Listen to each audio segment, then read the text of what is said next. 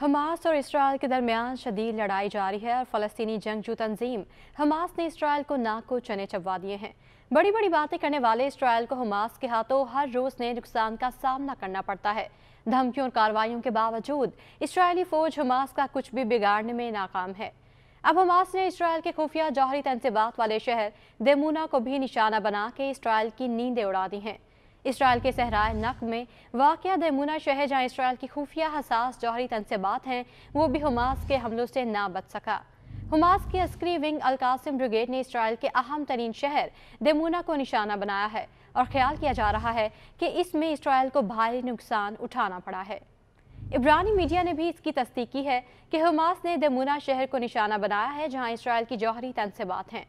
ताहम ये मालूम नहीं हो सका कि आया हमास के हमले में सहूनी फोर्सेस या हसास जौहरी तंसीबात को किसी किस्म का नुकसान पहुंचा है या नहीं। गैर मुल्की मीडिया के मुताबिक हमास ने गजा में इसराइली फौज की ज़मीनी कार्रवाई में शरीक एक फौजी ट्रक को भी तबाह कर दिया है, जबकि हिजबुल्लाह ने भी इसराइली फौजी काफिले और चेक पोस्ट को निशाना बनाया है, जिसमें इसराइल को भारी नुकसान उठाना पड़ा। हमास ने इसराइल के 450 ठिकानों को निशाना बनाने का भी दावा किया है। हमास की जानिब से इसराइली फौजी हेडक्वार्टर और चेक पोस्टों पर मिसाइल दागे गए हैं। हमास ने इसराइली खुफिया जौहरी तंसीबात वाले शहर देमूना को निशाना बनाया तो इसराइली वज़ीर आज़म नेतन्याहू का चैन और सुकून लूट लिया। नेतन्याहू ने हमास को शिकस्त देना इसराइल के लिए इम्तिहान करार दिया और कहा कि हमास इसराइल के वजूद के लिए खतरा बन गई है।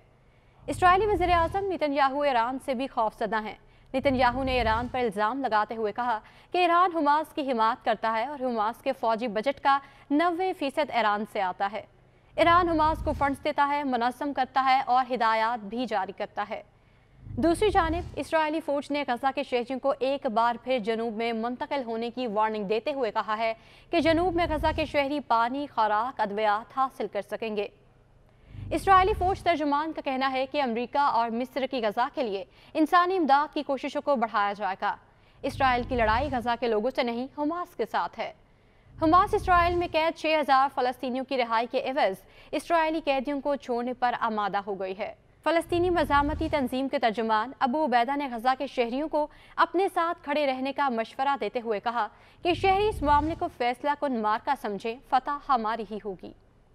उधर इसराइली जगमालियों के खानदानों का कहना है कि सहूनी हुकूमत कैदियों की बखैरियत रिहाई की जिम्मेदार है।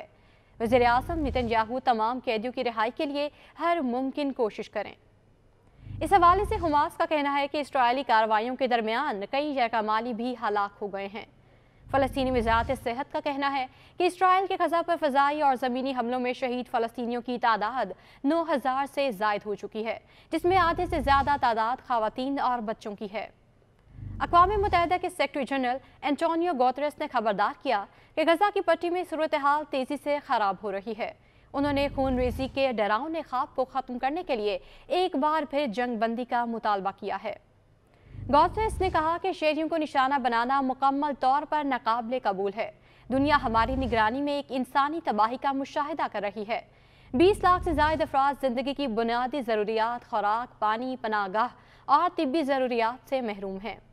दूसरी जानिब इंटरनेशनल क्रिमिनल कोर्ट के सीनियर प्रोसिक्यूटर का कहना है कि इसराइल की जानिब से गजा में इमदादी सामान की फराहमी में रुकावटें डालना जुर्म करार दिया जा सकता है। सीनियर प्रोसिक्यूटर ने खबरदार करते हुए कहा कि इसराइल को बगैर किसी ताख़ीर के गजा में शहरियों को खुराक और अद्वियात की फराहमी को यकीनी बनाना होगा। दूसरी जानिब मिस्र की रफा क्रॉसिंग से इमदादी सामान के मज़ीद 10 ट्रक गजा रवाना कर दिए गए हैं।